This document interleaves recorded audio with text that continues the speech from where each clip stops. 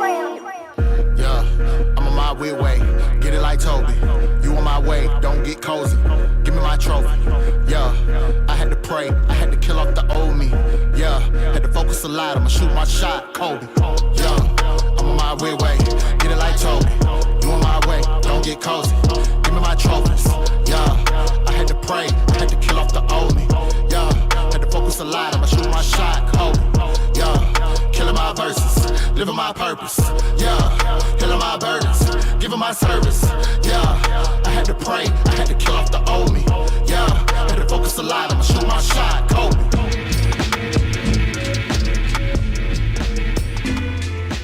Yo, what's up, and welcome to another episode of Unnamed Sports Show right here on Gorilla Cross Radio, streaming live on GorillaCross.com, the Gorilla Cross app, and all of our Gorilla Cross social media pages. I'm your host, Quan59, and we have another dope show for you today, broadcasting live from downtown Las Vegas. Got my man just in time, Josh Williams, in the building. What's good, Josh? Man, another day in the studio, Thursday, a little off today. A little off. You off?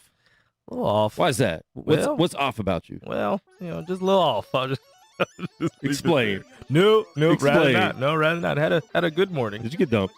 No. Okay, good. That would have been. I don't know. I'm weird with dumping now.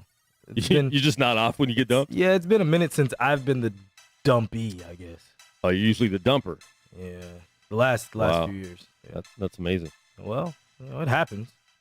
The last few years? Well, it's been a How many long. girls you been dumping lately, bro? There was a long period where I was usually the dumped party. So, Oh, you you okay? Yeah. Are you still dealing with that? No, let's talk about it, man. Are you still dealing with trauma from getting dumped? trauma from your dump? No. If you're still dealing with trauma from 2013, you need to seek counseling. So, Yeah, hey, and some people do need to. some people do need to Yeah. seek counseling and take the stigma away from it. That's true. Exactly. Yeah. New breed. What's new breed? New Breed is That's your my team? that's my AAU program for right now for young ladies. Probably gonna expand once the next school year starts and start bringing on some young men as well. But You get a new breed of. it's a new breed of girl right now. That's what I was looking to create. It's Okay. a new breed of kids. Nice. Yeah. There you go, man. We have a lot of NBA to talk about, a lot of other sports to talk about, but mainly NBA, man. It's the playoffs. A lot going on, man. This last couple of days has just been huge. Yesterday was man. crazy. Yeah. Just getting those notifications on Bleacher Report and ESPN, like there was something happening like every 5 minutes. Yeah. He's injured. He has COVID. This coach got fired. This coach got fired. Zion wants to move. Just crazy. But we're bringing on my man from God Over Money, hip-hop artist, and we're not going to talk about music because every time we get him on, we're always talking about music, man. So today, and we'll let you know, we'll probably play one of his songs and stuff like that or a video. But Nice. we got my man Jered Sanders from God Over Money live on the line with us right now. Jered, what's good? How you feeling? It was good, man. I'm coolin', man. No complaints. Cool. You got the Washington hat on. Yes, I like that. Yeah. I like that, Jared. Oh, I kind appreciate it. of like that. I'm from DC, but they're not my baseball team. But you're repping Oh. you're repping the area. Repping the area. Right. So, Jered, let everybody know your favorite teams in every major sport. Every major sport. Okay. Basketball, NBA. I'm an LA Lakers fan. Hey! Of course, that's the reason why you're on the LA show. Lakers I fan. knew I'd That's figure that why out I'm on quick. the show. NFL, I'm actually a Tampa Bay Bucks fan. Oh, Wait. No, I've been Jered. Creamsicle Buccaneers. Jered. I'm from St. Petersburg, Florida. okay. I need a So- screenshot showing that before February. Oh, no. Oh, but that's easy. He said Yeah. creamsicle. Okay, yeah. Now You're- you start talking Warren Sapp and Warwick Dunn. Then Before that, though. Eric Oh, Rhett. Oh You know what I'm wow. saying? Like before that. Okay. So, All right. yeah. He's yeah, legit. So, In breaking news yeah. right now, Rick Carlisle is now returning as the Mavericks. No coach. way. Yeah. No way. No way. He informs owner Mark Cuban that he will not return next season as head coach. So something's going on there in Dallas. So we'll get into that Whoa. some more because that's not something I ever expected. I thought he was going to die in Dallas. Wow. Yeah. Wow. Yeah. Something's going on there. Maybe they're gonna try to move him back to Boston, man. Ooh, Wow. Look at Jered with the quick insight. That That's would a- be a legit. Former Celtic. Played with Bird. Wow. Yeah, and they elevated Stevens to GM, so it actually makes quite a bit of sense. Wow. Do you think? So we'll jump into that. Yeah. We'll jump into that. Do you think that that he would be the type of person that could take? I mean, I guess Donnie Nelson's a little bit different. He had been GM for some years. Worked in different front offices. 24 years. Yeah. He's been with Dallas. Yes. So Rick and him have had a relationship for decades now. But moving to Boston, where you're coaching underneath a coach that didn't ever amass the amount of success that you had, and now that basically is your boss. How do you think he would feel about trying to run into that kind of a situation? Who's to know? I think that it's pretty obvious that, and maybe just maybe they may, if he goes to Boston, this is all assuming he goes to Boston. Yeah. Maybe, because of the relationship that he's had with Danny Ainge, because of the relationship he's had, whether through close or 6 degrees of separation with that organization, they may have him help have some kind of general management duties that they offer to kind of spruce up the offer. And maybe that would help them a little bit, because I don't really think the issue with the Celtics, in my humble opinion, has been the roster. I think some of it's been coaching. This year they had some injuries. Jaylen Brown was one of them, namely. But I think the execution of the roster was the biggest issue to me, and Danny Ainge just wanting to hoard draft picks instead of trying to make a splash in free agency. Yeah. All right. So yeah, I don't know. Maybe it makes sense to me to see Rick Carlisle to go to Boston. Yeah. Wow, I can't believe he's not coming back to it. That's all right. Let's keep going with your favorite sports teams though. So you got the Lakers in the NBA. You got the bandwagon. The Tampa Bay Buccaneers in the NFL. Yeah. NHL. Not really a big fan of anybody, but Tampa Bay, you right there. You stay right home. You got 3 titles now. I live in Virginia though, so I'm familiar most of the time with what goes on with hockey. So you got your Caps, then you'd be coming over to my side. No, you'd be a Cap fan. Yeah, I mean, I'm cool with the Caps. I'm used to the disappointment up until that one championship year. I'm used to hearing a lot about the disappointment. Yes. So as far as baseball is concerned, now it's going to sound like a bandwagon, but I've been a Yankee fan for forever. So, but they kind of are not very good right now.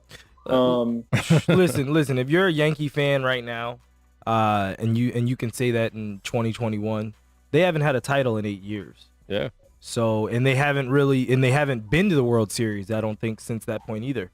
So I think they got cheated. The Astros for sure. And and then some other times, but they, that's not as bandwagon as you think. Yeah. That's not as bad. Okay, cool. Because when you start saying Yankees fan, any major popular team, you start saying those names. Yeah. People start questioning your bandwagon status, like the Buccaneers now. Yeah. If I'd have said that a year ago, though. Bucks, no problem. Why are you a Buck fan? Yeah. Yeah. So yeah, that's kind of the major ones, right? I think I covered them all. Well, and if you go, I'm a Laker fan, a Cowboys fan, and a Yankee fan. I gotta delete you from life. You're LeBron James. You're LeBron James. Basically, yeah. All right, this is gonna be a 2-minute debate. Who is the GOAT in the NBA, LeBron or Jordan? Michael Jordan. Thank you. Okay. And then the debate ends. Debate's over. Because I don't even have to jump in. Like he doesn't need any help. He didn't sin for me. He's perfectly fine. Yeah. I'm younger than I'm older than I look, so I'm not on the LeBron bandwagon ever. Okay. But I respect him. I think he's one of the greatest players to ever play. But when you start talking about the greatest, I think you get in really exclusive company. So I think LeBron, to the kids that are coming up now, or maybe I shouldn't say now, maybe 10, 15 years ago, they're probably going to say him. But Jordan spans generations. So it's kind of hard to go against what Michael did, not only on the court, but the impact that he made as a human being, as far as a brand and all. Man, he's something else. So yeah, LeBron's following his blueprint still. Definitely. So Space Jam. Space Jam. Hey, it's coming out. Yeah. It's coming out soon. Next On month. the way. No, I Next will month. say this: those Space Jam uniforms on the new joint, they look kind of fire. They do. They definitely they took that a little bit more serious in terms of merchandising this time around. The first time they're like, oh, we don't really, we'll make enough money. Do you think they knew it was going to blow up the way it did? What the uniforms and stuff? No, I'm talking about the original Space Jam movie. I think they assumed that it was gonna do well. But it's a cult classic they now. Had the most popular athlete on the planet as the starring role. Yeah. I don't think they expected it to get the money that it did. Yeah, they definitely didn't monetize it as much as they're going to do this time. Like this time around, Nike has like campaigns around the shoes. Like you already know the shoes he's gonna wear before the movie comes out. We didn't know Michael was gonna be in all black with clear bottom 11s at that time. Like that was like, oh my God, like what is he wearing? Like, you know what I mean? And so in the movie they were really smart about showcasing that. Yeah. This time, no, they're like, oh, you want the shoes now? Okay, they're coming out on the 3rd. Like you already know all of those. Kind of like what they turned the Transformers movies into. Yes. Like everything was product placement. Yes. Yeah. So this is going to be that. I have a feeling this is what it's going to be. There will be Pepsi. And when LeBron starts promoting it, like the night he gets eliminated from the playoffs, you know it's a big marketing push. I mean, that was insane to me. Like, do what you do. Like, we already know you weren't at a loss for this season. It was what it was for this year. But yeah, when you're promoting it as you're doing your exit interview for your final game. Reasons he can't be my GOAT. Okay. we'll move from there. Touché. All right. Some big games last night. Yes. Kawhi went out. We don't know when he's going to come back. Had a knee injury. Could be out a long time. Could miss the playoffs. Yeah. With Kawhi, we talked about his injury before. Yeah. He's not going to come back quick. He's not the type that's going to risk further injury. Well, he's not that type of player. And if it's a major injury, there's no point in even talking about that anyways. But he was out last night. Yeah. Paul George definitely stepped up and did what he had to do. And they beat Utah in Utah. Utah did not take advantage of Kawhi being out. What do you guys think about that game last night?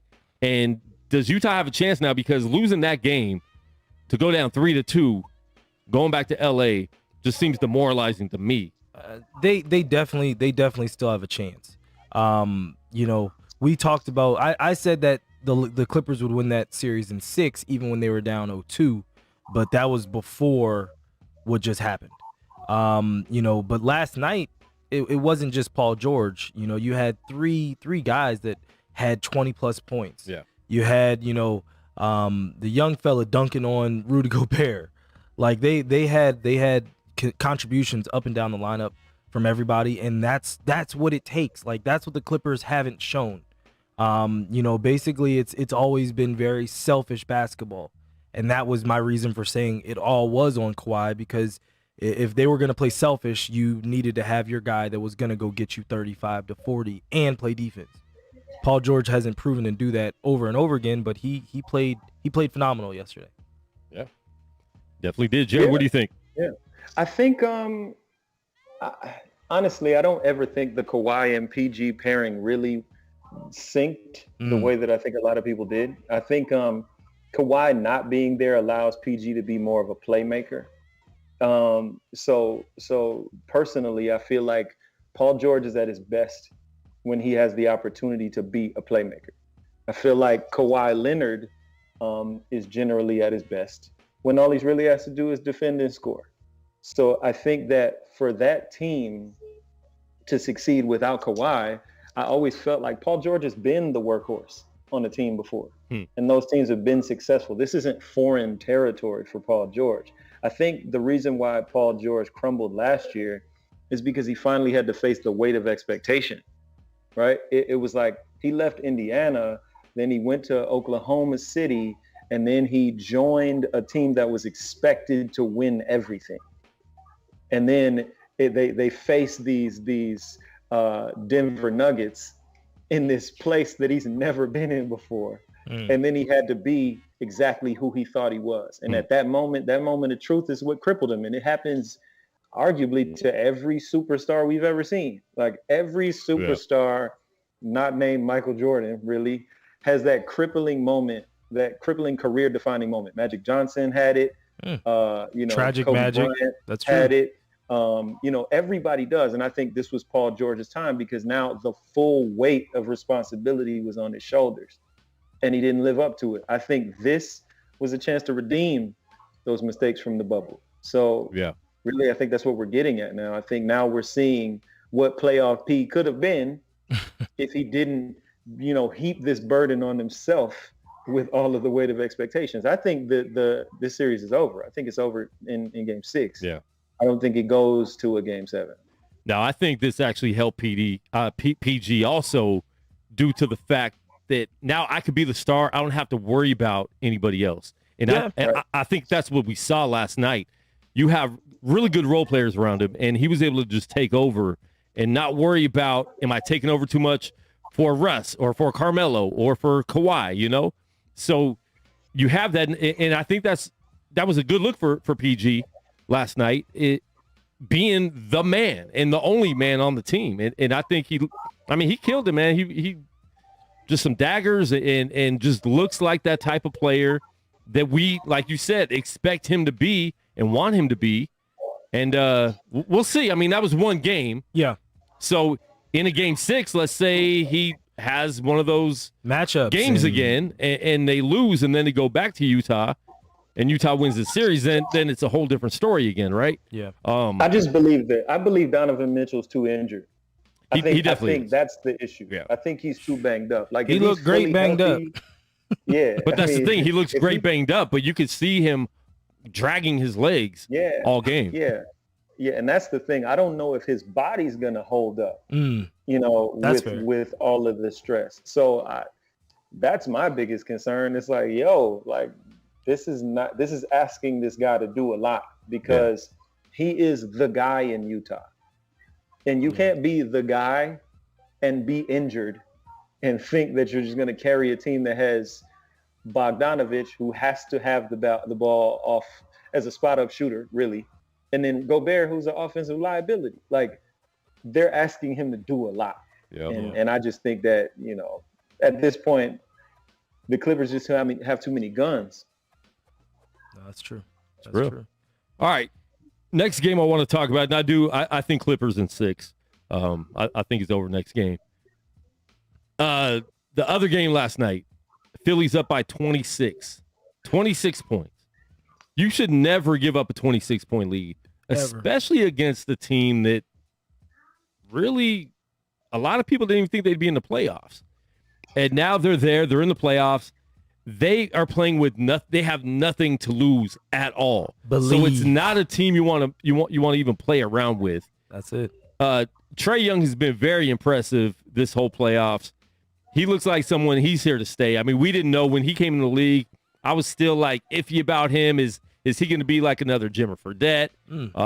What's he going to be in the NBA? And right now he's a star in the NBA, and he doesn't look like he's going anywhere anytime soon. He's getting better all the time. His confidence is going way up. But for Philly, they were playing hack-a-ben, and this is your superstar player making a lot of millions of dollars. Embiid missed 2 free throws at the end. These are your superstars that are supposed to win you a championship, losing to the Atlanta Hawks because of free throws, basically, and because of not being able to play D and score, score at the end. That you tapped on it. What happened to the defense? Zero defense because they got comfortable with that lead. Well, but it's also that kind of a generation of basketball.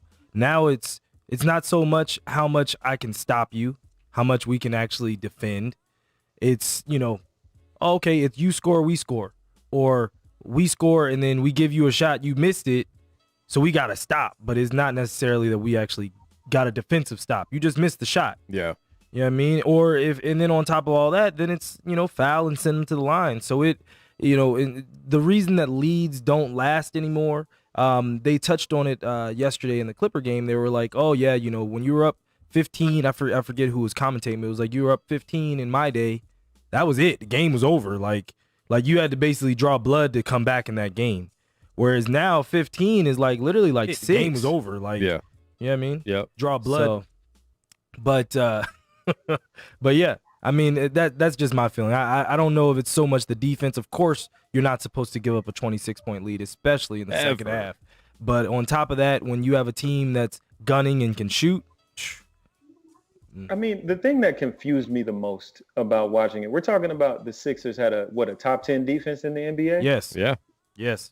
I mean, they were talking about Embiid being defensive player of the year. I mean, and Simmons he's right too, up there, right there as well.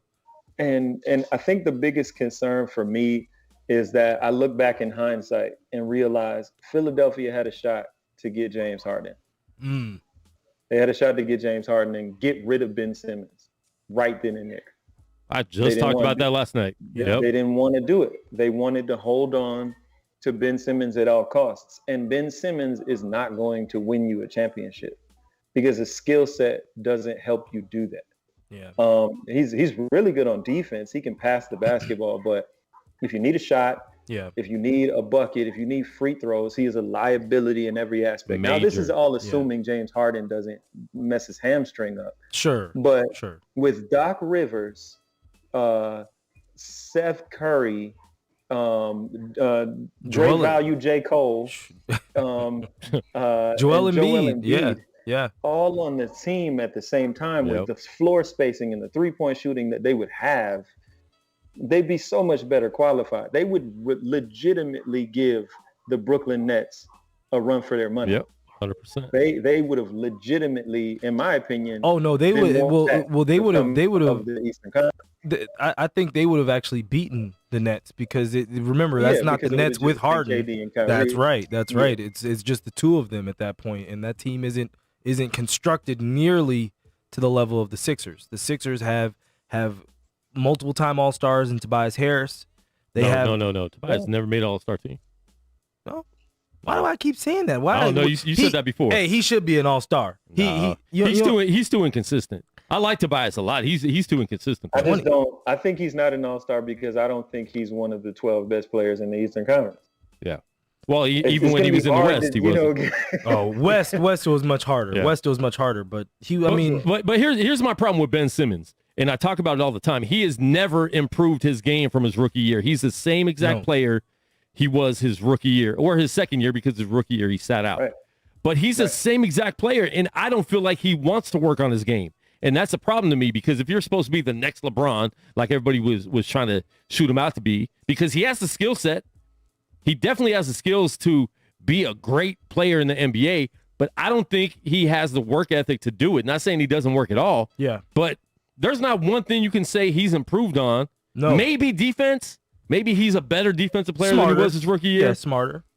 But his shooting has not changed at all. His free throws have not changed at all.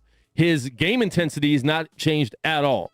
And I don't get that for somebody that's making that much money that people were trying to make as the next best great player in the NBA. They were saying he's basically a young LeBron when he was coming out. To be honest, I think we're a little bit spoiled though. Just to be honest with you, like I think we're used to seeing our great players go off in the offseason and work on their weaknesses. Like we grew up, appreciating that about Michael Jordan and Kobe Bryant and so on and so forth. But a lot of those superstars that are known to be superstars, they kind of followed a similar trajectory to Ben Simmons. They just exploited their strengths so much that they never felt the need to improve. Yeah. Like Shaq never got better at free throws, and we knew that was his weakness, right? We knew that. But real quick. Shaq worked on his free throws though. Shaq was always working on his free throws. He might not have got better, but they were always doing something to try to help Shaq improve, bringing in different people to try. Right. Yeah, that's true. Yeah. When I look at Ben, I think that in this free-flowing era of basketball that we're in right now, he might end up getting phased out quicker than he expects because he can't shoot. And I think that's the danger for him. It's not any different to me than like watching Giannis Antetokounmpo, right? Like he's so athletically gifted that he hasn't felt the need to truly expand his skill set. If he had a mid-range jumper and it was second nature to his game, he'd be unguardable. Unguardable. If he worked on his back to the basket game, like working the low post, Yeah. he'd be unguardable. That'd be And another these are asset. Simple fixes. Yeah. I mean, these are simple fixes. And generally, when you get 7-8 years into a career, you don't see those kind of changes, though. They're just who they are. Exactly. And you're talking about the weaknesses, right? And we get spoiled by that. But you as a rap artist, right? Mm-hmm. If you have a weakness in what you're doing, your craft, you know you got to work on that, right? So I don't think that's us being spoiled that the stars previously have done that. I think that's what's required to be great. Because if you want to be a great musician, you're going to work on your weaknesses and improve. If there's something you can't do, you're gonna try to do something different, right? Yeah, I'm from the school of Kobe, though. Yeah. So it's a little different for me. So, yeah, I'm going to work on my weaknesses. Yeah. I just know that there's a lot of rappers who have gotten away with making the same album. Hey. Yeah, hey. That's real. It's the That's truth. real. It's the truth. It's the model. And have made more money than people that work on their craft super hard every day. So Exactly. Yeah. I feel you. And if Okay. it works, That was a it works Kanye for them, you know? slight that you slid in on What? me. I love Kanye. I know. That was what that was. That was No. He pushes himself, Josh. Listen, Jered, when that song Mo Bamba came out, I could not get this dude off Oh that my song. God. I don't like the song. That was his favorite song. No. See, that was his favorite song for a long time. He always does this, Jared. That was not my favorite song. I always say He would not get off that the song. producers at this point are light years better than they were back when Stop they were older. it. Light years? All they're doing is drumming some 808s. The production No. quality is really, really good. The flow is No. horrible. It's the worst it's ever been. No, But the no. producer, you'd be like, man, who is that producer? All the beats sound the same to me now. I wouldn't say light years. Uh-oh, I wait. can't agree with that, man. I can't agree, but okay, but all right. hey, That's, you know, hey, no, you but said that's it an artist. strongly, so that's what matters. You said it strongly, so that's what matters, man. This is the era we're in. If You say it with enough conviction, people can ride with you. They're like, that dude, like on the stuff, you know. So Hey, but look, you know what? I'm offended. I'm offended. I have to yield because it's two I'm music triggered. people. It's two music people on this platform, and I can't. You know, I can just tell you just Today's beats are catchy, but I can't name a beat. Like I could play 90s hip hop, Of course. and you know that whole entire song off the beat. Off the beat. Yeah. I can't, like, beats had a voice of their own back then. You could play primo beats, and you don't have to put lyrics on them at all. Yeah. Now the beats are catchy to go with the catchy, cheesy Song. hook, Yeah. and that's it. I'll tell you what. I think what's happened in music production is that it's gotten easier to make commercial grade product now. Yes. Yeah. Yes. So I think that's what we're seeing. So I think that's where you're getting the whole light years ahead part. And I'm trying to form a connection. I think what you're trying to say not light years, but very, very I- good. Well, I'm taking that It's clip like- and we're putting it on Instagram. Right. I think what you're getting at, though, is that because there's so much in place now to help in making high quality production, it's easier to do. So the yes. starting point for these producers isn't what it was back then when people had to record on tape and they had to go to a recording studio to record songs. Like Yeah. now you got software that lets you do it. You can record off your cell phone. Jared, Yes, Jared, right. come on, bro. Producers now don't have to do Now that. they have a computer program. They just take, I have a 105 BPM.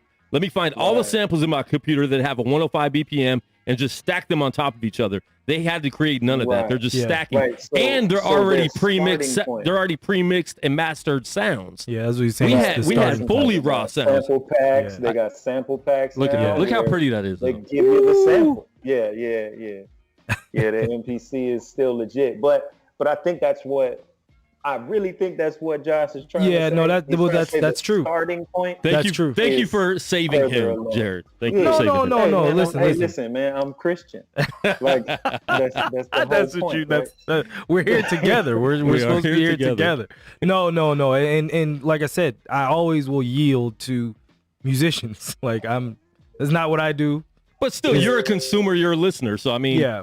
if yeah. it does more for you than DMX or No, whoa, stop. Wait a minute. Now. all right, you said light years. So if it's light years, it's light years over your favorite rapper. Wait a minute now. Oh, you got to go crazy. Wait a minute now. Wait a minute He's now. like, no, light. On that light. My man's in there. Yeah. Oh, okay. All right. You, I mean, So like, we brought you back down to earth, right? You Buzz Lightyear back down there. All right, thank you. Okay. All right. Moving back to the NBA, Philly's done. I just don't see them winning this series. Philly. I think Philly can absolutely win this series. Yeah. I think they can win this series. I mean, they were literally up 26. 27? Yeah. They were up. So they have it in them to blow these kids off the floor. Yeah. Yeah. But I think the issue is now with the way that Doc Rivers is fumbling the ball as a head coach over these last several years, they need to take his 08 championship ring back because I'm starting to believe that it was everybody and not him. Yeah. We keep forgetting that Tom Thibodeau is the defensive coach over there. We keep forgetting that. I mean, when you look at Doc's vets on that squad. Yeah, when you look at Doc's whole coaching career, it hasn't been that great. He wasn't good in Orlando. He didn't do anything with that young squad in Orlando. One year. Well, it was like a three-year span with Boston. Yeah, he had Grant Hill and Tracy McGrady. They went to the play. They got beat by the Sixers in the first round. But in any event, I'm starting to question Doc's coaching prowess because this has happened multiple times now. The Clippers had double-digit leads going into the fourth quarter of multiple games last year. Hi, Mama. Say hey, Puda. Say hi. Hey. Okay, yeah. So they had multiple leads, major leads in these games, and they blew them all. Yeah. So that, to me, boils down to coaching. Yeah. And I think that the reason why I still don't think the Clippers have what it takes to win a championship this year is because Tyronn Lue was right there. It's not like they brought a new guy in. He's right there the whole time. Yeah. So, and if you look at the Clippers, they do the same thing this year that they did last year. Yeah. They're not any different. I think all that happened is Tyronn Lue makes them shoot more threes. I don't really see a difference in the team. So Doc Rivers, that team is good enough to beat the Hawks. I think whoever comes out of the Milwaukee and Brooklyn series, it doesn't matter. They're gonna beat the pants off of the Sixers. And I don't see even Milwaukee. I feel like if Atlanta wins, I think Atlanta has a chance to beat Milwaukee if Milwaukee wins. Because they're shooting and the fact that they just don't care. And now there's a lot more pressure on Milwaukee. Yeah, for sure. Because if you beat Brooklyn, now you have to beat Atlanta. You're the champions. Everyone at that point is going to be crowning you champions because everyone was already crowning Brooklyn. So if you beat the champions, go win the whole thing. It's matchups. I agree with that. I just think it's matchups. I think Drew Holiday is going to lock Trae Young down. I think it's a bad matchup. I think Drew Holiday is too big. I think he's too good. I think you can run as many screens as you want, but Trae Young is going to have to get 30 and 10 every night because they have nobody to match up against Giannis. Yeah. Yeah. Played Capella? He's gonna take him 15 feet from the basket. It's what are we gonna do here? My man Kevin Miley on Facebook is saying who will win the championship. Listen, he's a Brooklyn fan, so he wants us to say Brooklyn. So I'm not going to say Brooklyn. Just because I don't want to appease him. I still think Lakers are going to pull it off somehow. That was a good plot twist. I didn't see that one coming, Quan. I'll say this. Okay. If the Nets get Kyrie back, they should win it all. If they don't, and the team that comes out of the West is the Clippers, they could run into some trouble. I mean, is that Clippers with Kawhi, though? Because we don't know. I'm going to be honest. Even without Kawhi, we got to remember, the Clippers had Paul George is not beating Kevin Durant and James Harden. Or really anyone. Or Kevin Durant. Well, first of all, let's be clear. James Harden is completely hobbled and has a bad hamstring. He is. I don't think he should have played last game. Definitely not 46 minutes. James Harden is he's definitely a liability as of last game. Because when you have a hamstring injury, that's not going to get better without rest. Yeah. Real rest. Yeah. So you could play as much as you want. James Harden was clearly not himself. He was clearly not himself in the last game. And I don't think he's going to work himself into playing shape. I think what happened, Brooklyn won that game because Coach Budenholzer is terrible at making adjustments. That's the main reason why. If I had to be a perfect basketball coach right now, the fact that they let Kevin Durant coast on defense the entire game was a huge problem. If you're going to let somebody light you up for 39 or 49 points or whatever it was, you have to make him work on the other side of the ball. Okay, now a problem I have, Jered, is if Giannis is this great defensive player and he's supposed to be possibly the defensive player of the year, why is it even a question that he should or shouldn't be on Kevin Durant? He should be guarding Kevin Durant the whole entire time, because then here's what happens. Then if he's guarding KD, there's a missed shot. Now KD's still automatically on Giannis. I think KD doesn't want to guard Giannis going to the hole. I think it's because the Milwaukee Bucks know that they need Giannis to be an offensive threat. And so if you're going to have him chasing Kevin Durant around all game, it's going to gas him out. And PJ Tucker, they can afford. The fact that PJ Tucker was able to be defended by Kevin Durant for most of the game is a horrible coaching decision. Yeah. Brook Lopez is in the post. We got Jeff Green down there. Brook Lopez can't get a bucket on Jeff Green. Who's what? He's 6'7". Yeah. Like, so to me, that's why they lost that game. It's not Kevin Durant played great, but there were some exploitable weaknesses that Budenholzer had available to him that he just. Well, at the end of the game, Milwaukee was just jacking up weird shots. Like all their shot selection was horrible. The ball movement was horrible. Giannis pulling up for three when you can take it to the hole every time, and you got 3-point shooters to kick it out to. Exactly. To me, Giannis should never shoot a three. And that's another thing. Budenholzer. Why? What's the other All-Star's name on their team? I keep forgetting his name. Chris Middleton. Why isn't Chris Middleton more of the focal point of their offense? Because he's the most versatile point of their offense. No, but you know that he's not. You know that this time of the year he's not, and he's proven now over multiple years that being the case. But is that because of him, or is that because they don't really design plays for him? Oh no, I know at this point in his career, especially if he's a focal point, that they have design sets for him. Like outside of Giannis or outside of Giannis's action, they have sets that are, this is Chris's play, and he's not hitting the shot, or he's not making the right action to lead to a shot. So, I just think Brooklyn made it so easy for Milwaukee to score. Yeah. And Milwaukee just didn't do anything. Yeah.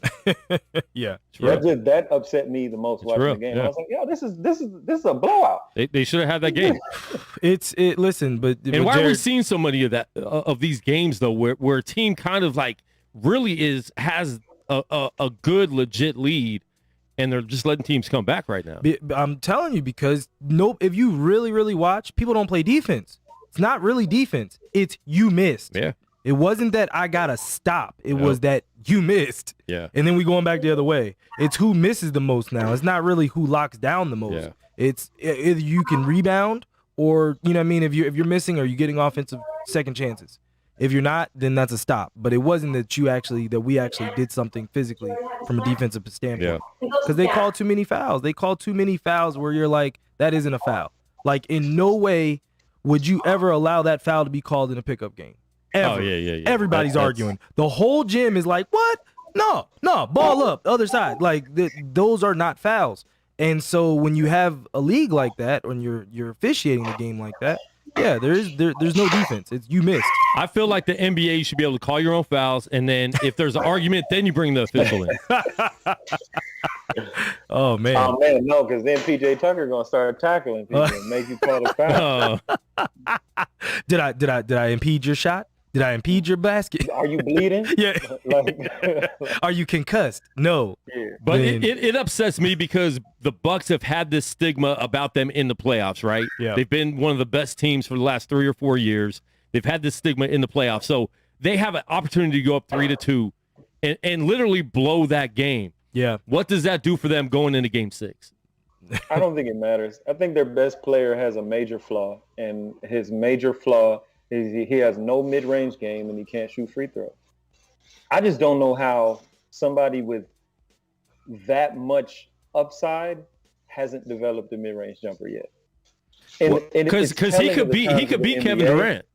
Oh yeah, because it's literally because of the way the game has changed. He would rather develop a 3-point shot than a mid-range jumper. one of the things that helps Kevin Durant's game, and most of the really elite scorers in the NBA, they have a mid-range jumper. Yeah, they have something else to lean on. I can get the ball. I can get the ball one dribble pull up, and it's who's cash. Guarding a mid-range jumper, right? Yeah, they're guarding the three or the dunk and layup. Yeah. So if you get off that 3-point, say somebody chases you off the 3-point line, they're sagging all the way to the paint now. Yeah. Because they know you're not going to pull up and shoot it. Yeah. That's true. It's simple basketball to me, man. Listen, it should be, but the way that's not the way the game's played now, which is sad. And then it's sadder that people don't understand the difference. That's the That's the thing that gets me. Yeah. That's the reason why I can't talk basketball with people. It's like, what? What are you watching? But neither here nor there. To Kevin's question from before, for me, it's going to come down to health. Right now, that's exactly where we're at in the NBA right now. Whoever's the healthiest team, I said that yesterday. Whoever is the healthiest team is going to win the championship out of all these teams remaining. 100%. With Chris Paul now jumping in the COVID situation, we don't know if he's down for 2 weeks. Well, no, but listen, if he's down, it'll probably be like 7 days. Yeah, especially because he's already vaccinated, right? I don't know. That's what they said. I don't know. If he's vaccinated, then it's only 7 days. But if he's not vaccinated, he'll be 2 weeks. fine. I think they were trying to make it a bigger deal than they had to. LeBron should have sat out. He'll probably be back at the worst by like game 3. I just hope this COVID doesn't attack his hamstring. It's gonna massage real deep into that bone. It's gonna massage real deep down into that bone. It did it to Russell Westbrook last year. COVID set him all the way off. I don't know what happened. Oh yeah, Russ. It was really bad. Russ was horrible in the bubble. It was like Russ really looked like he was trash. He looked like Russ the rapper. Russ the rapper. All right, what else we got? Phoenix, they beat Denver. Denver's out of it. Phoenix in 4, like the white dude said when he was beating up the dude in the stands. He was saying Suns in 4 in game 3. He was knocking the dude out. So that guy received a signed jersey from Devin Booker for saying Suns in 4. And tickets to the game. Must be nice. Simple fact he's able to get back in the arena is just very 2021. Well, I mean, he was attacked. A person, not a player. He was attacked. He assaulted a person, not a player. So like his membership can't be. It's not like he threw something on a player. Yeah, he beat up somebody who started with him. Yeah, exactly. Yeah. So now he's a hero, and it was in Denver, so he's doing that in Denver as a Suns fan. That's true. Right. So. So he may not be allowed in the Denver game. There it is. But he's straight. I think the Suns, ultimately, if Chris Paul is able to come back, the Suns are the best team in the West. Yeah. They're the best team in the West. Yeah. So if they get to the finals, the Suns could legitimately give the Nets problems. Suns look like they're just on like 10 miles per hour more than any other team in the league right now. Youth. They could give the Nets some problems. Definitely. Because I would love to see that series. They don't beat themselves. Yeah. Like Chris Paul doesn't really turn the ball over. So he doesn't give you, like, he might not give you 25, 30. Yeah. But he's not going to give you 10 points off turnovers either. That's right. He's giving you a very efficient 16. Yeah. 16 and 12 is still good basketball. I don't care how you spin it. I'd take 16 and 12 over 30, and I gave up 22 points to the person I'm guarding, and I had about 5 turnovers. Like, the good thing about this is we know there's going to be 2 teams in the finals that haven't been there. Yes, which is great. That's and someone mentioned that the other day. Is that good for the NBA? I think it's parity, man. I think it's great for the NBA, especially in a year like this, where it's just an off year. It's good to see that, and it's entertaining. I know a lot of my Laker fan friends are like, I'm done watching, and I hate when people do that because I still love watching the game. Yeah, and being able to see other teams do it. Today's date is actually the day that the Raptors had their parade after they won their championship. So seeing all the Raptor fans and everybody still remembering that day, it's huge. And for one of these fan bases, especially, they can't go anywhere, so they have to do something. See, you didn't have to. They can't even leave their houses still. You didn't have to immediately ruin Canada. Open up your borders, man. I got some Canadian friends trying to get out here. I do too. They opened them up just for the NHL players. Hey, listen. They got to play. That's because in that country, That's white privilege. there's a lot of revenue that gets made off of hockey. That's right. Oh yeah. So letting people in and out benefits them economically. Especially So, Montreal Canadiens. The Canadians, like, that's one of the Toronto bigger. Raptors ain't making Canada that much money. Let's be real. They make more than you think. I'm trying to be funny. They're just not making as much as they could if they would stay in the playoffs longer. Yeah, and they're definitely not making as much money as the Leafs or the Canadians. That's true. Yeah, of course not. I mean, if there's any team in Canada that makes more money than the team named the Canadians, there's a problem. Do you actually watch hockey, or you just kind of follow it a little bit? I'd rather go to, like, hockey and baseball are sports that I would rather go and watch in person. Okay, on TV, it's just not the same to me. See, I could definitely watch hockey on TV. Baseball, I could have it on, but I have to have other things on too. Yeah, you got to. See, I'm locked in. The time between pitches. Yeah, locked in. I'm like, come on, man, really? Come on, Jared, you gotta be locked in. The average at bat could be like 5 minutes. That's right. But I give baseball commentators mad props because they have to fill in so much time. Well, they're great storytellers. Yeah. Like baseball commentators are so used to, like, that is literally where color commentary came from, where you have to literally watch it. Color. The whole purpose of color commentary is you're coloring what the play-by-play person is saying. And so for them to have that where they can go back and forth with stories and different things, it's dope. I hate you. Yeah, you better tell a story. Hope is dope. Hope is dope. I was going to wear my Hope is dope shirt, Jared. I didn't wear it. Hey, man.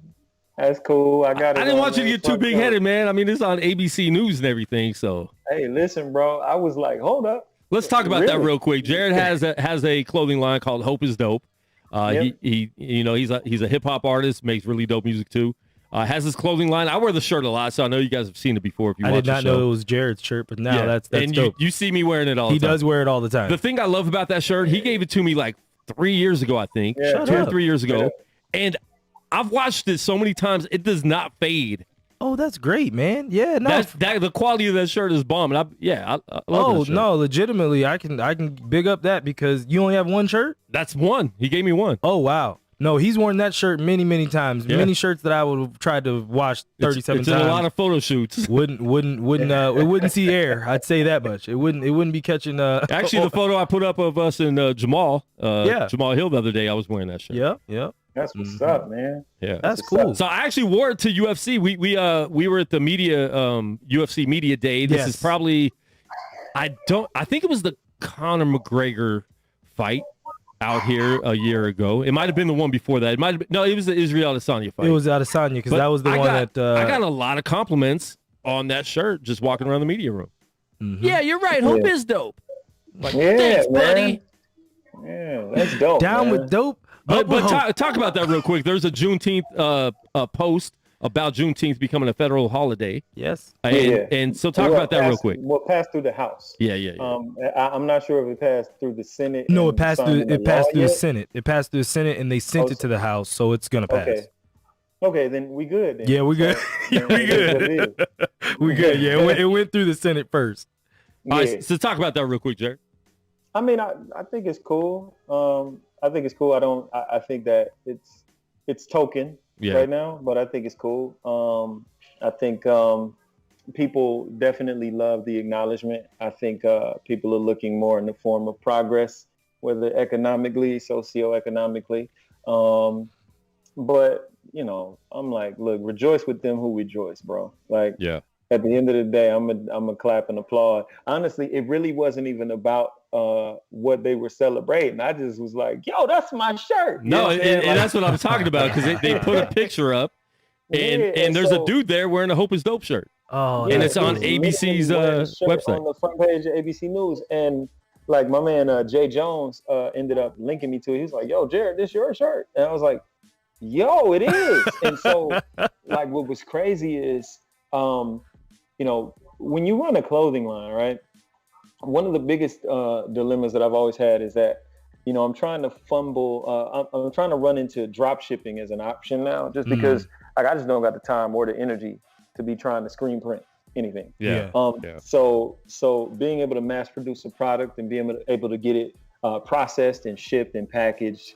That has been the biggest drawback for me. Like the clothing's been really successful, but I feel like it's hitting a ceiling in that in order to really get to the point where you can start seeing that on, the Breakfast Club, like Ray, like Grateful Apparel have Charlemagne wearing his socks, or Diddy wearing a Grateful Apparel hat. The only way to get there though is to really expand. Yeah. So that you're not spending so much time on, printing and pressing and more time on marketing and advertising. So the fact that it was able to get there and get out there in the public eye in that regard, I figured I owed it to anybody who supported thus far to be like, yo, we on the internet. Like, look, Ma, you know what I'm saying? And so like revamping the merch line, bringing back the OG shirts is definitely on the horizon. Got a whole lot of looks that I've kind of been sitting on just because I've been trying to figure out what's the risk reward of having all this product in the event that it doesn't do what the OG did. And so now we back. I was looking for confirmation and I was like, oh, okay, well, we on TV like that. Bet. Yeah, that's cool. And that's cool too. I mean, that's good timing because you are going to start doing shows again. Things are opened up to be able to travel and do shows, so you'll need your merch back. So I think that's dope. So well, like the merch always does well at shows, but I've overpaid for T-shirts at shows before for sure. Oh yeah, and it works and it's a fag. Honestly, I don't think artists charge enough for the shirts. Yeah, if they're really trying to recoup, and I'm not saying you cheapen the product just so more people will buy it, but I do think when you start running the business and or running any business and you realize what it costs to bring about a product and market it and then it makes up, so you're trying to make a profit to be able to reproduce the product. So like for me at shows, I think it's a way to get the product at a cheaper price point than you would on a website. Yeah. Because if you sell it on a website, I'm raising the price because shipping comes into play, in the other aspects. So, I'm more amped to buy a $25 shirt than a $15 shirt. Because 15 to me sounds like it's going to be cheap. No question. I'm cheap. It will be. I mean, cheap quality. That's what he's saying. Not cheap like price. Oh, no, cheap I understand. Like, I'm as cheap. soon as you wash it, it's going to be all fuzzy. Yeah. You know what I'm saying? Exactly. Depends on what I'm trying to do with this shirt. If you know what I mean? If it's a shirt to complete a look, then I know I only paid $15. Then you might have to get 2 good wears in it before you wash it. That's what I'm saying. You might never have that look again. That's a one-time buy. You can't even wear that again. You could have paid $10 extra and wear that forever. Yeah, straight up. All right, more stuff. Luka Doncic is talking about he's very upset that Donnie Nelson got let go. Yeah. So LA. what do you think is going on in Dallas right now? Now Carlisle's out. Yeah. It seems like they're saying there was some tension between Carlisle and Doncic. What's going on there, man? And does Luka stay? And I know there was a question today. Who leaves first, Luka or Zion? Zion. Okay. Because Zion's having some problems too in New Orleans, and they just fired Stan Van Gundy, who should have never been their coach to begin with. We said that last year. I think for me, I would say it would probably be Zion, simply because we have at least seen, maybe not necessarily the ceiling, but we've seen the heights of Luka so far and what he can do and the stage that Dallas has basically put him on, the platform that they've built around him. Whereas Zion, if you really think about it, I can't really think of about 5 good Zion highlights off the top of my head in 2 years. You know what I mean? He was hurt, but this year he did a lot. I mean, no, like, all right, like, think about it. Like, how many Zion highlights, like, where you're like, oh, he did that to him. He's dunking on everybody, bro. He's taking alley-oops from half court. A lot. You don't watch enough. Now, You're not watching Zion enough. You may be right in this. I think that Zion's more likely to leave, but I think it's because a lot of the pieces around him are going to start leaving. New Orleans is not a hotbed market. It's just not. And a guy like Lonzo Ball is probably going to be out of there. Yeah. So the guy that gets Zion the ball is going to be out of there. JJ Redick, a veteran. He's probably going to be looking to cash out somewhere else. Well, JJ right now is in Dallas already. Yeah, JJ already left. So then even worse. Brandon right? Ingram. Brandon Ingram. Well, he just took a pay. He got paid. Yeah, he so got like paid. he's there. But at the end of the day, I think Zion is more likely to leave than Luka, because it seems to me like the Mavericks and Mark Cuban will try their best to make sure that he's happy. Yes. And you know that Mark Cuban's going to spend. Cuban kept Dirk there. Dirk was taking pay cuts because he was getting other benefits, other obviously. concessions. But I think Cuban also learned from letting Steve Nash go. I don't think he'll let a superstar go again. If he leaves, he leaves. But Cuban will do everything. He's not going to trade him. He's not going to trade him. Not at all. Yeah, and that would just be dumb. You're talking about one of the 5 to 10 best players in the NBA. Yeah, you're gonna let him go. Now Zion is also more likely to leave because I think he's got to go some.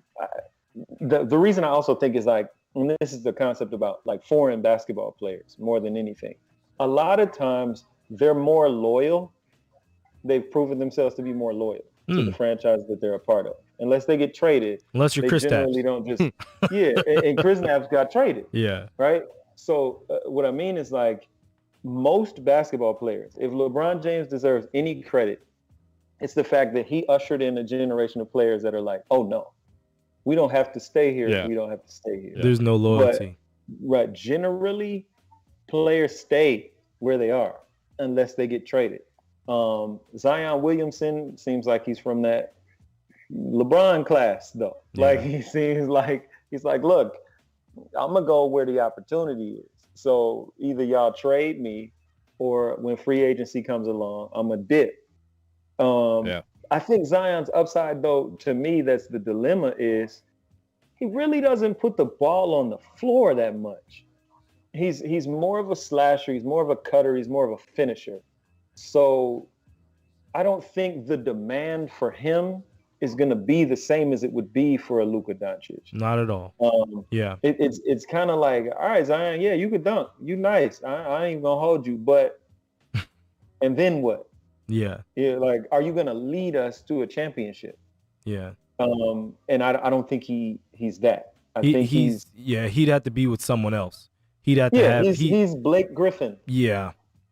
Great, but I need somebody with me. Need more. You know what I mean? Whereas Luka is elevating people around him. Maybe not Chris Stapps, but that also might be another reason why. Chris Stapps can't stay on the court though. At all. That's true. He's been hurt the whole time in New York. Oh, he was beyond. Like, he was a unicorn. He literally was one of one. There was no other. But then his attitude keeps him out too, I think. I think Porzingis has a weird attitude. Yeah. He has a superstar attitude, but not superstar play yet. He did have superstar play for a moment. And that's when he got the superstar attitude, and then he got hurt all the time, and then he hasn't been a superstar since. Yeah. But he's kept that same attitude. Yeah, you can't do that. Yeah. Yeah. That's just crazy. So a lot of unhappy players right now in the summer. So we'll see where that goes. LeBron was complaining, saying that he said it. I said it. I said it. Me. I'm the voice. But LeBron did mention that, before the season started, the NBA said it was going to start in January, mid-January. That was the original plan. That's what they told the players union. And then the NBA looked at that Christmas money. If we start a month earlier, we can make this much more money. Now a lot of stars are getting hurt. A lot of players are out of the playoffs. Lakers are out of the playoffs, I really believe, because of injuries. They would have beat Phoenix if AD and LeBron would have been healthy. I could say that. Clippers could go out with Kawhi being hurt. You're not going to avoid COVID with Chris Paul, but there's been so many injuries. You see James Harden. A lot of ankles. You see Kawhi. Kyrie. I mean Kyrie Irving. Yeah. So there's a lot. What do you think about what LeBron said? And I know Josh didn't agree how he said it, but the NBA did, they didn't give him a lot of time in between seasons. And I think they could have cut the game. They could have played a 50-game season. They didn't have to play not every if they got that every TV other day. money. Not if they wanted that TV money. That's what it was. Could they have sacrificed a little more TV money to make these playoffs better, though? Well, I mean, look, for me, I don't think you can because, they already lost so much with COVID.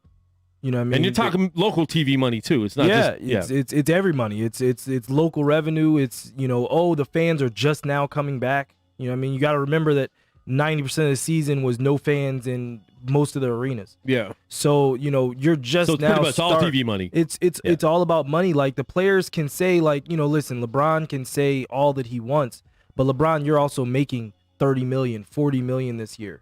Who is paying the 40 million? Where's that money coming from? Like, it's not so much. It isn't an endless supply of money.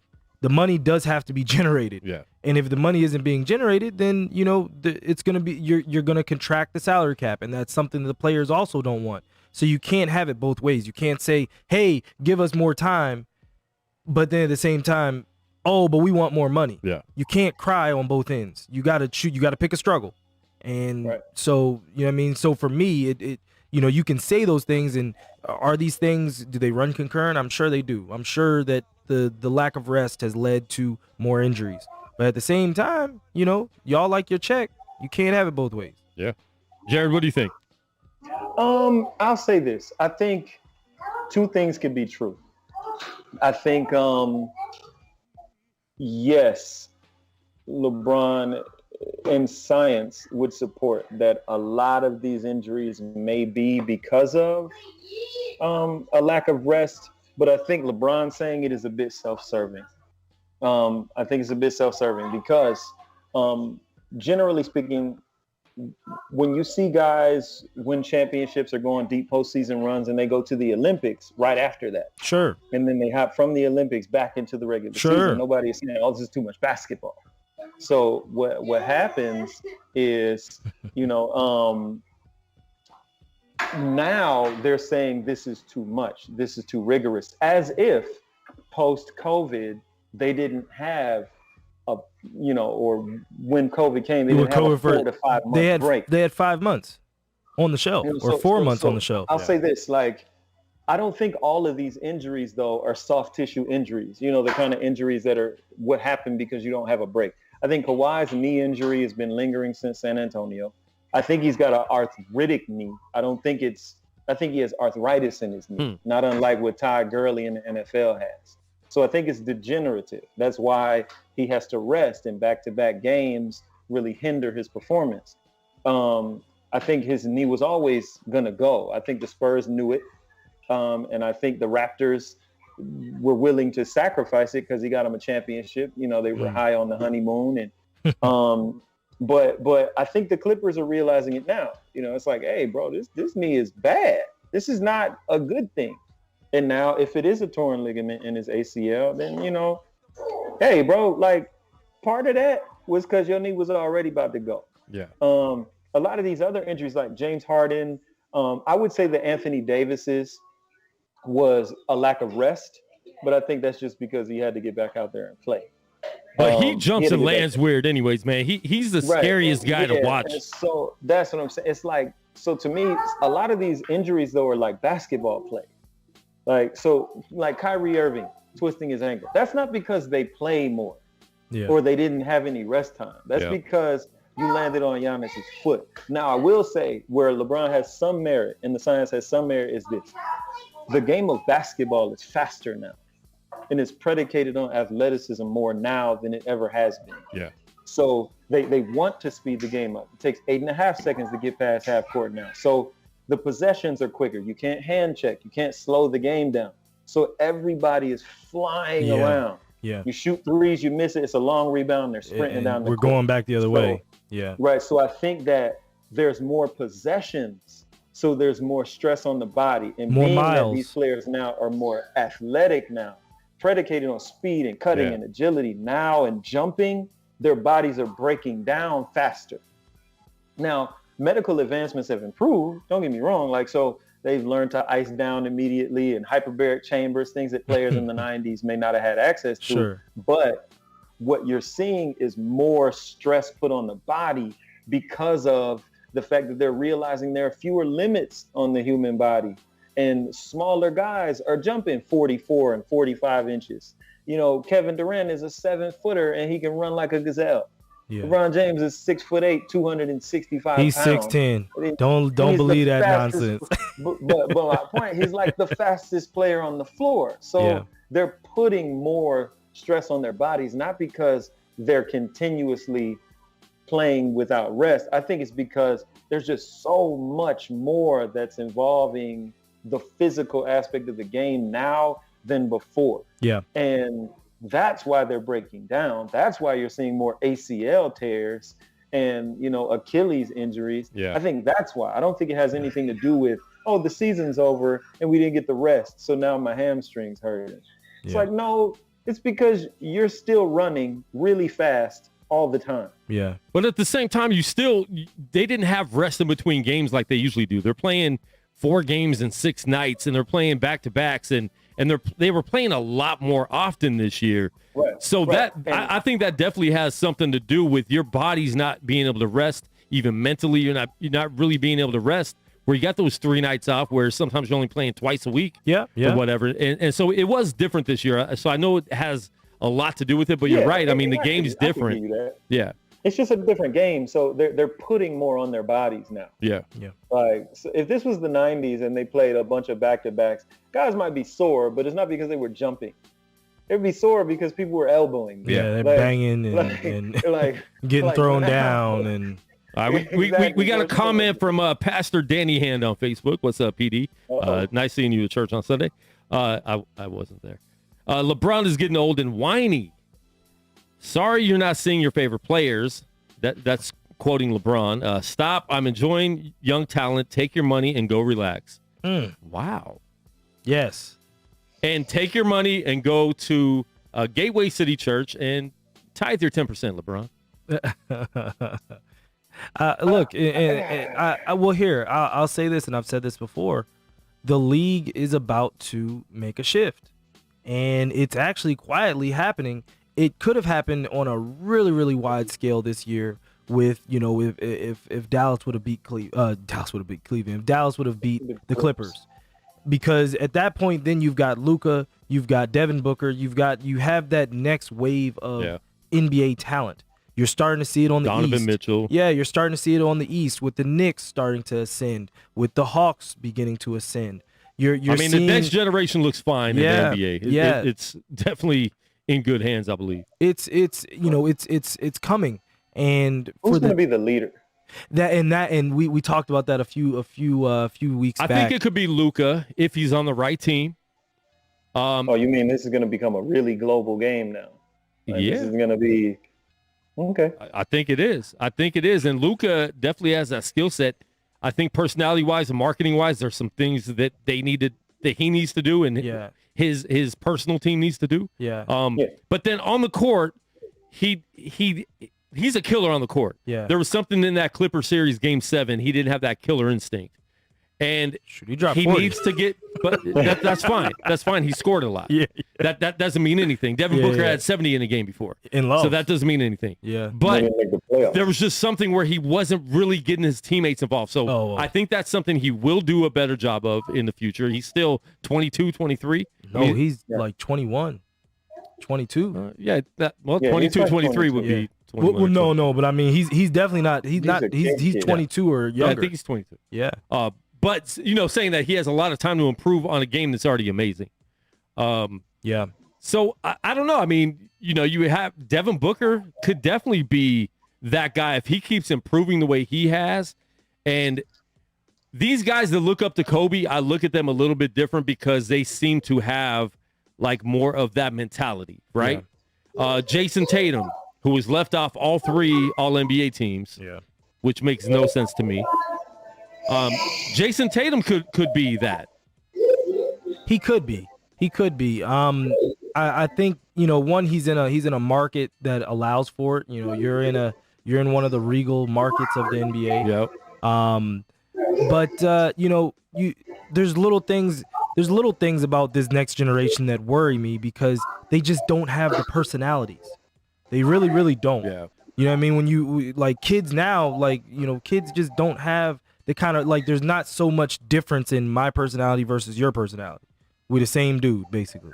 Whereas, you know, when you go back in the generations, there's a lot of different personalities. You got a Patrick Ewing who's quiet but kind of angry.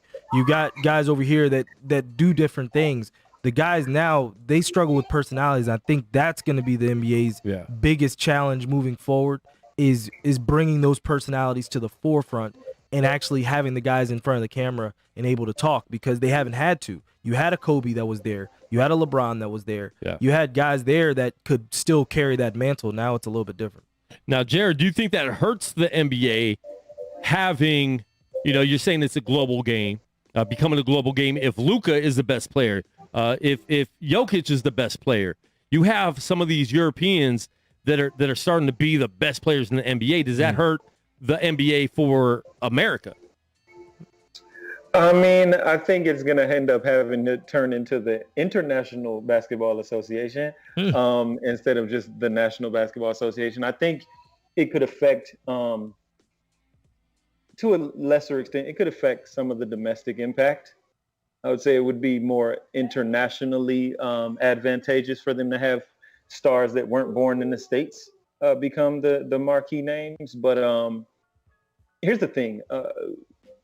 The NBA's kind of been spoiled since the 80s, the 70s even, where they've always had the marquee person who was the face of the league. Like even the transitional stars, they had like an Allen Iverson. Mm-hmm. They were the face of the league. Now, the league may not have wanted that, but they became that. Yeah.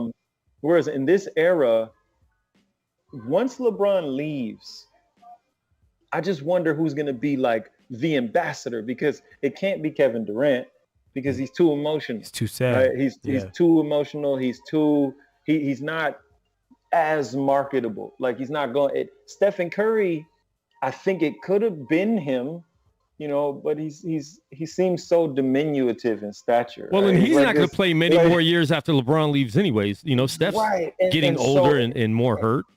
So, like, who are the young stars that are the outspoken stars, that are the fresh faces, that they're foreign, like they're foreign, like, and I mean, you have somebody like Trae Young. If Trae Young can keep stepping up and become some type of star, get some kind of haircut, he's got the Kramer. But at the same time, that haircut is marketable. Everyone talks about the haircut. Listen, Josh, you don't understand marketing. That's my business. Okay, well, you're not doing a good job. You're not doing a good job because you don't understand. I have him with a swoop. Listen, good or bad, we cut that down. Anthony Davis kept the unibrow. He unibrow for a reason. So if you love it or hate it, you're talking about the dude all the time, right? So his name's coming up all the time.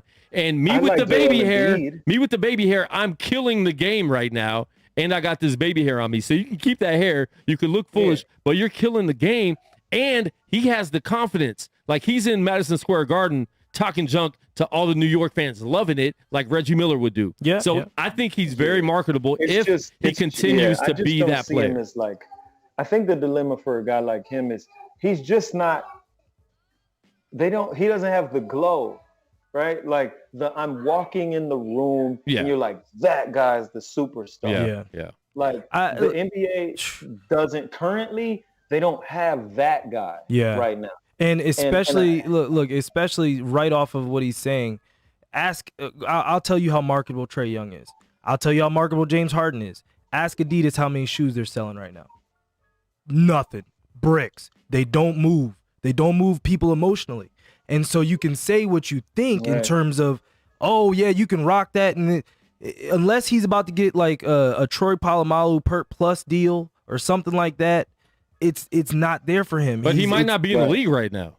Who's that? And whoever we're talking about might not even be in the league right now. He may not be. And the thing is, it's like, what's the story? Because that's how you craft the superstar, right? The marketing thing. LeBron was being, we were watching him in high school. The story, right? Like he had the story. Hummer in high school. All the way from high school. Yeah. Little kid from Akron ends up getting drafted by Cleveland. They built that story. Yep. Like Kobe Bryant had a story Like, you're right, man. And when I look at these guys now, like even Stephen Curry has a story, but again, when he walks into the room, he doesn't look like a superstar. Yeah, like he looks like an everyday guy. Yeah, he mixes He's it with an everybody. everyday guy. He's an everyday guy. Right. And that's the one thing I believe the NBA is missing, and that's why I believe they're going to have to pivot to the international area, to the international market. It's going to have to be, if you want to see if you want to see Silver make a real move, change Luka Doncic to the logo on the NBA and call it the International Basketball Association and watch what happens. Like, you're going to see an influx of global talent. You're going to see him become the face of the league, and you're going to see a lot more popularity in the global market. And you will see people lose their mind if they make it Luka Doncic logo before Jordan. Shoot, or before Kobe. But see, the thing is, here's my logo. They made Jerry West the logo. Right, I got you on all that. But they made Jerry West the logo knowing that he wasn't the best player in basketball at the time. But I don't think they meant to make him the logo. Yeah. Right. They were marketing this logo as this is Jerry West. Yeah, somebody found out it was Jerry West. It got out there that, I was the silhouette for the logo. Yeah. And now, he's been the logo ever since. Right. And now what we're seeing is some fan service happening right now. So they're like, oh no, MJ's got to be the logo. Well, the logo doesn't have to be the best player in the league. It doesn't have to be that person. It could just be a cool looking logo. Yeah. You know what I mean? Like, so to me, when I watch that, I think about the fact that it's pretty obvious that the future of the NBA is internationally. The future of it is going to be that. Like Giannis, back-to-back MVPs, Luka Doncic, top 5 in the league. I mean, yeah, we got Jason Tatum and all that. You got Trae Young. Ben Simmons, too, Australia. Ben Simmons, Australia. There's a lot of guys now that are from other countries, and they're popular. Yeah. So, I'm anxious to see, but I just don't see the story yet. Yeah. I don't see the story. That's good, man. I never thought about that, going that deep. But you are right, because there's no one right there. But listen, we didn't know when Jordan left, we didn't know there was going to be Kobe. When it was Shaq and Kobe and you had these players, we didn't know what was going to happen because they thought it was going to be once Jordan leaves, we don't know what we're going to do. And there was a little short time period where we didn't know. Kobe wasn't that Kobe yet, And then with LeBron, you did know LeBron just because we saw his story from the beginning. So you're right there. Yeah. But yeah, I mean, like I said, man, he might not even be in the NBA yet. He might not even be in high school yet. That's bad then. That's bad. It is. Honestly, if I'm going to be honest, it's bad if he's not in the league yet. Yeah. Because Kobe was present in the NBA when Michael left. Like during the transition, he was there.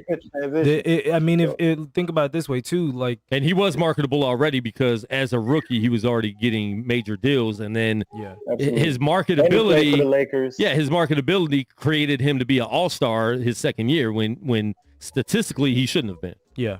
Right. Yeah. We'll see. We'll definitely see. It's definitely something to keep an eye on, as this next generation continues to assert themselves. Yeah. I think it's really going to come down to, the faces of the league tend to be the players that are the best.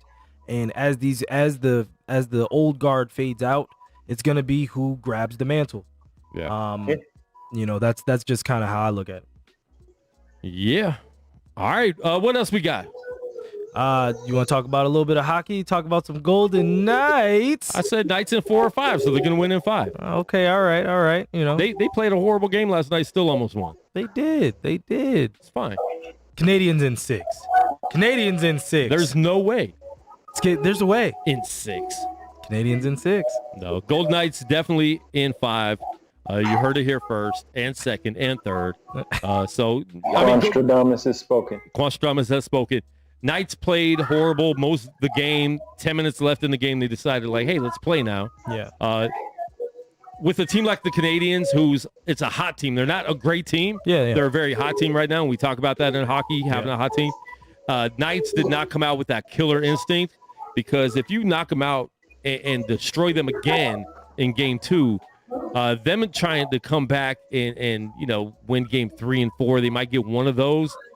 But I think it demoralizes them. Now with a hot team, you give them that confidence, and now they feel like they have a chance. So now they're going to be playing better. Knights really just came out really weak on game 2, and they didn't have that intensity that they should have, that they did have the last 10 minutes of the game. And that's how you need to come out to start the game, have that intensity. You already got this team's back on the wall. They're already low-key intimidated because they know you're a better team than them on paper. They know that. Yeah. They know that. How do you not know that? Taki. You know that, though. No. Josh, you know that's a better team because they had a better record. Your team was not as good. No. You are hot right now. So then you go into this game and you get destroyed by this team in game 1. And so you're going into game 2. If Vegas comes out with that same intensity, the last 10 minutes of the game, in the first 10 minutes, that series could be over quick. I'm gonna tell you one thing that I just thought about too. One thing that the Canadian government could do is mess with that plane when they get off in Montreal. They could stall that thing out. They could be a customs This is the first we're seeing. This right? is the first going in, and so they could literally have a customs nightmare where they got to sit there on that tarmac for 3, 4, 5 hours. I didn't think about that. I literally just thought about that, and yeah, I don't know. They could play. They could definitely. And listen, Montreal, the Bell Center in Montreal, they have one of the most intimidating home ice advantages. So it's gonna be interesting. There's still crazy because the game is tomorrow. So I mean, they're traveling now. Oh yeah, or they're there now. Dealing with it. So yeah, I didn't even think about that. Yeah. So just something else to think about. Yeah. Hopefully it's not that bad. But yeah. Go Knights. Islanders and Tampa Bay are tied up. Yeah. So that's 1-1 right now. Really good game there. Mm-hmm. But definitely a lot going on. Osaka is dropping out of Wimbledon. Yeah. She's focused on the Olympics. So we'll talk more about that. But Jered, man, I appreciate you getting on the line with us, bro. Thank you so much. Man, I like talking sports. It's like my first love, bro. I feel you, man. We got to do this more. Check out Jered Sanders' music. Go to @Jered Sanders. He's a God Over Money artist. He shouted me out in a song on his Christmas album. Oh, wow. I appreciate that, bro. Yeah, no doubt, man. But make sure you check out all of his music. We have his label mate, Dayton, coming on Tuesday on Speak Life Radio, so make sure you guys check that out Tuesday night. Talking about music, not sports. Yeah, we're going to talk about music. I don't know if he knows. Yeah, that'd be a little different. Different show. Different format on that side. That'd be a little different. We've talked about it before, but who are the people in God Over Money that you could actually have a good sports debate with? Oh, dang. Dang. Nobody. Wow. Bumps? A good sports debate? Yeah. Maybe Bumps. I think Bumps would probably be the most equipped. Okay. Because Bumps watches multiple sports. Biz is definitely only basketball. And really only like the Warriors. Yeah, Steph Curry or bust, right? Sayla's definitely more Warriors. He might chime in, but yeah, I would say Bumps because Bumps watches MMA too. Oh, okay. He's really heavy on that. He watches some boxing. He watches basketball. So yeah, Bumps is probably for sure. All right. Well, there we go, man. Jered Sanders, we got to get you on again, man. That was fun. Indeed, man. Thank you so much. Oh, man, appreciate y'all for having me. Yes, sir. We appreciate it. And listen, man, you guys tune in. We're here live every Monday, 1 p.m. West Coast time, Thursdays sometimes, right here on Gorilla Cross Radio, man. We are out. We will see you next time. Go Knights, go. Knights in 5. 6. Yeah, Knights in 6. Okay. Canadians.